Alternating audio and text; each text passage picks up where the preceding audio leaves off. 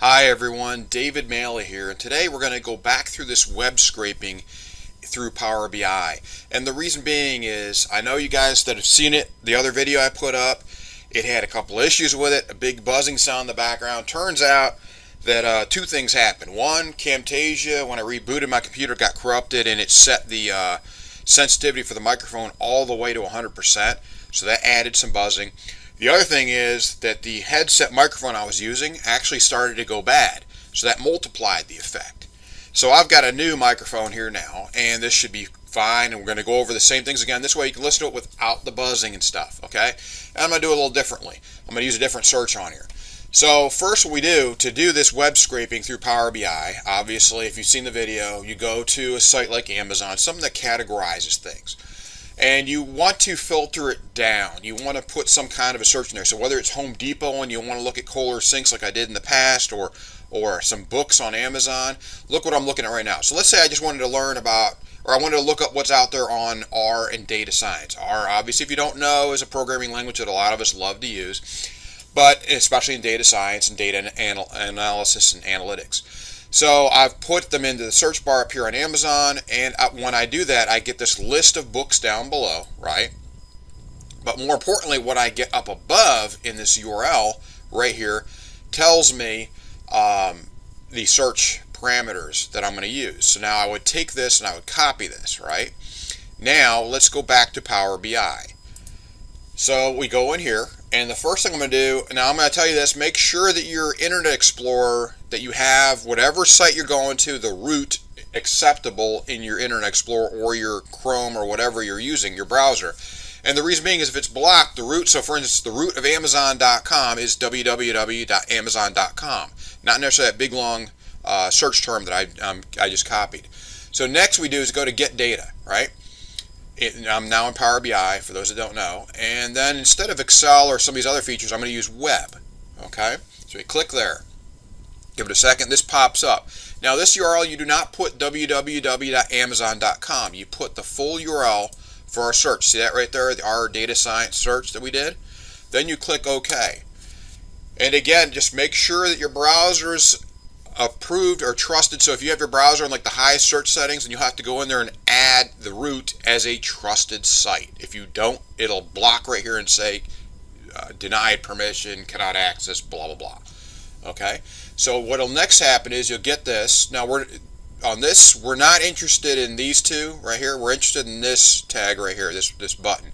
If you do not see this add table using examples button, that means you're using an earlier version. What you need to do is go and look at your versions, and let me actually close out of this and I'll show you why. I want you to know this because a lot of people are using older versions. So what you have to do is you have to go up here, okay, go to Help, and go to About. When you click on About, it's going to tell you what your version is. Mine is the newest version. It's March of 2019. If you have anything older than November of 2018, you will not see that button. If you don't see that button, you will not be able to do a very good scrape.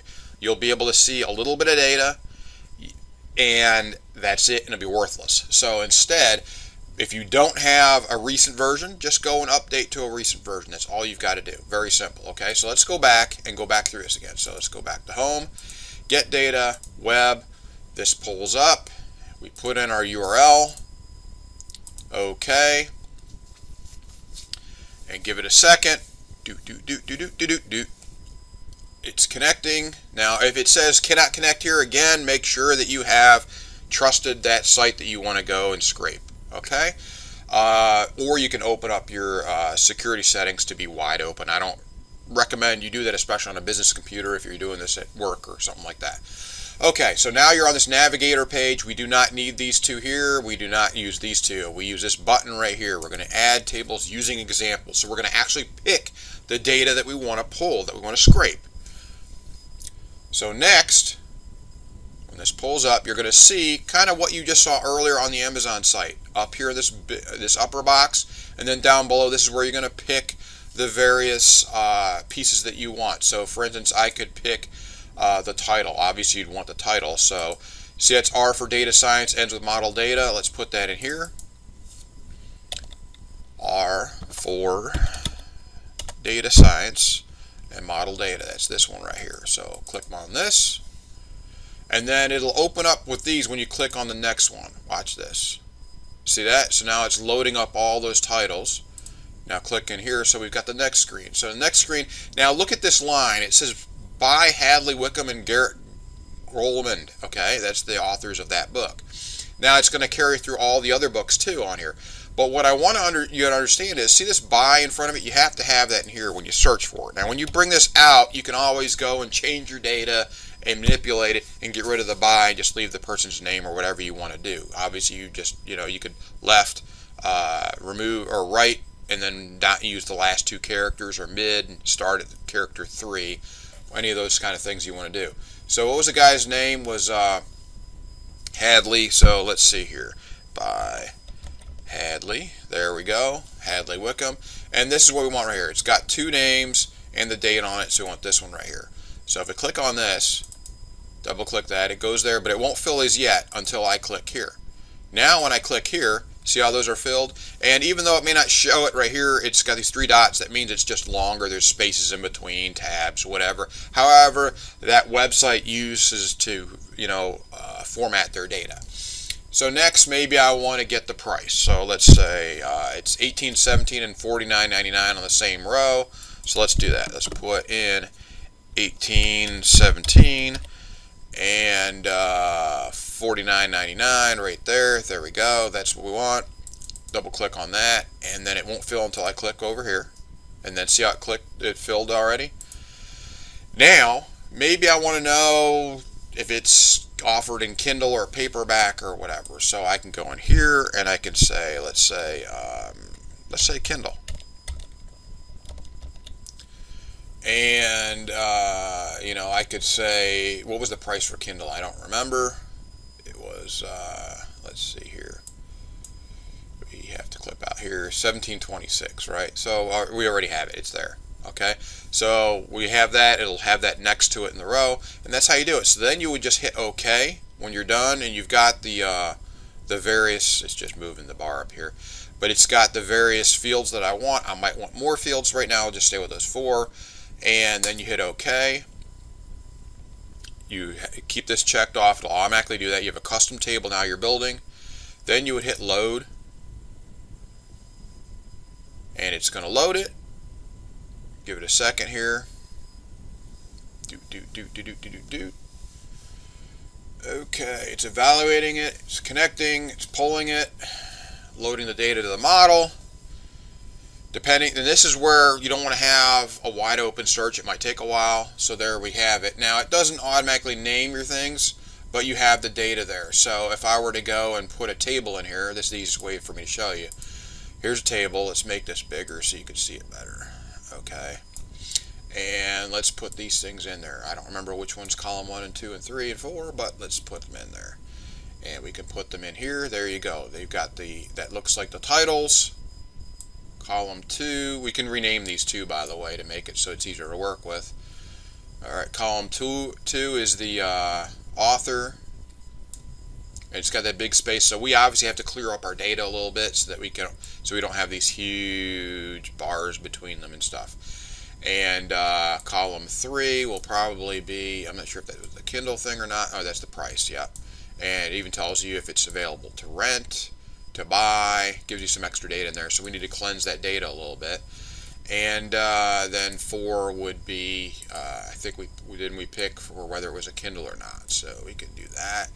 And hold on, let's bring this across so we can see it all. There's column 4. And there it is. Some are Kindle, some are not. So if it's not, it's blank. And if it's Kindle, it says Kindle. And some of them might even have a price with it. I'm not sure. They might have to bring another row if we wanted the Kindle price or not. But there you go. You can see the data's there. I could go and easily rename these and say, okay, this is the title.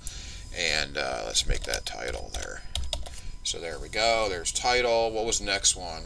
So we click off of that. And then we had column 2 was the author. So we could call that, what happened there? Oh, there it is, title. So that would be the author. Rename that to author or whatever you want it to be. And then you could have price, I think was 3. Yep. So that would be price. Rename that as price. And what was 4? 4 was whether it was Kindle or not, right? So let's take that and say we could rename that to is Kindle or whatever we want to call it. So that's how it works. And basically, you could now bring in other data, through Excel or however you want to bring it in through there, through your databases and stuff. And now you can add to that, with your reporting, external data. You can say, oh, look, here, this is our products for our company, but here's also the products for, Amazon. And here's the products they have. Here's the competing products. You could do that for several websites. You don't have to just do that for Amazon. You could show multiple eBay or anything you want, and this is how you pull the data. So now you can see that. It's pretty cool to use that. Just have to cleanse your data a little bit, but there it is. So thanks again for watching. I'm sorry you guys had to put up with that video where the Camtasia kind of caused a buzz, and so did a headset microphone that was going bad. But here's everything you need on how to scrape the data through Power BI in literally seconds. Just have to remember, make sure you have the ability to go to those websites. So go into your Internet Explorer browser that you're using. By default, Power BI uses Internet Explorer, so make sure Internet Explorer has its trust settings open, or at least add that to your trusted websites and your security under IE.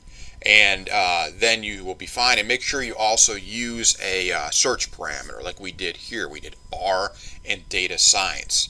Okay, I could have used Kohler sinks. I could have used Under Armour sweatshirts.